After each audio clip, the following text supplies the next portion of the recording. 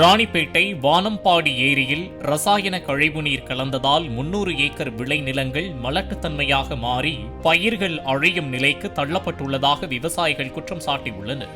வாழ்வாதாரத்தை இழந்து கடனாளிகளாக நிற்கும் தங்களை காக்க ரசாயன கழிவுநீர் கலப்பதை தடுத்து தமிழக அரசு உரிய இழப்பீடு வழங்க வேண்டும் எனவும் அவர்கள் கோரிக்கை விடுத்துள்ளனர். பிரதான தொழிலான விவசாயத்துக்கு முன்னுரிமை அரசாங்கத்தை கேட்டுக்கிறோம்.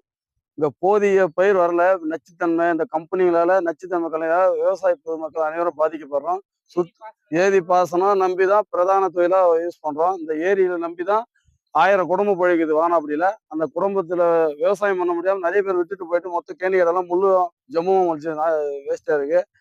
நாங்க ஒரு போகத்துக்கு 50,000 60,000 செலவு பண்றோம். ஆனா எங்களுக்கு பார்த்தீங்கன்னா இது போதிய விளைச்சலே கிடையாது. 20,000 25,000 வந்தா ஊசி நாங்க தொழில் விட முடியாது. இந்த தொழிலை மீண்டும் மீண்டும் செய்யறோம். விட்டா விவசாயம் கெட்டு போயிட்டு.